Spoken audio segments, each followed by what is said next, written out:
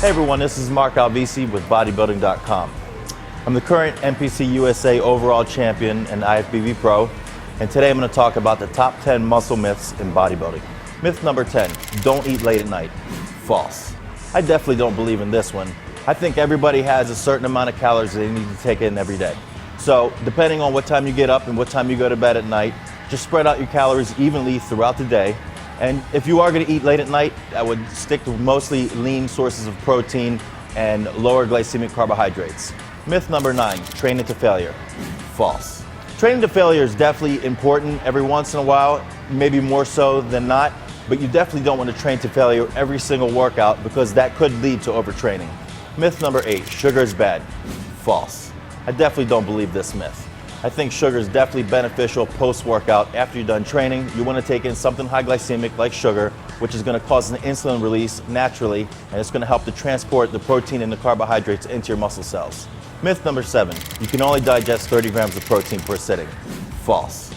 I definitely don't believe this one either, simply because everybody's going to have a different protein requirement, and if you're a larger person with more muscle mass, you're going to need more protein. Focus more on how many calories from protein you're getting in over the course of the entire day. Myth number 6, you can't gain muscle and lose body fat at the same time.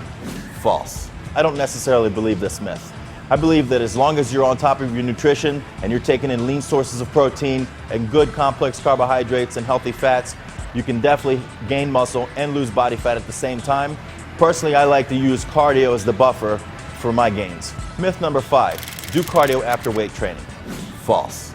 This definitely is one of the better times to do cardio, but not necessarily the best. Personally, I like to do cardio first thing in the morning on an empty stomach.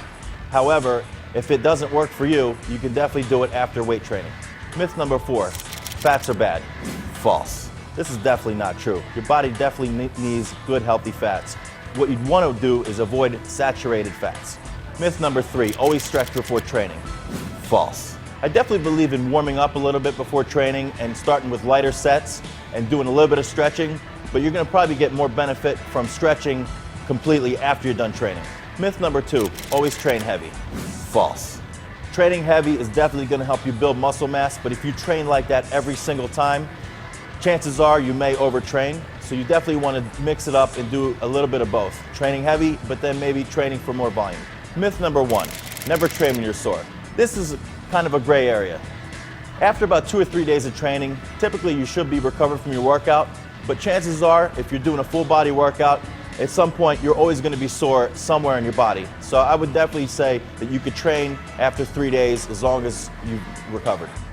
Again, this is IFBB Pro Mark Alvisi with Bodybuilding.com, and we just covered the top 10 myths in bodybuilding. You can find me on BodySpace, and for more content like this, you can check back daily on Bodybuilding.com.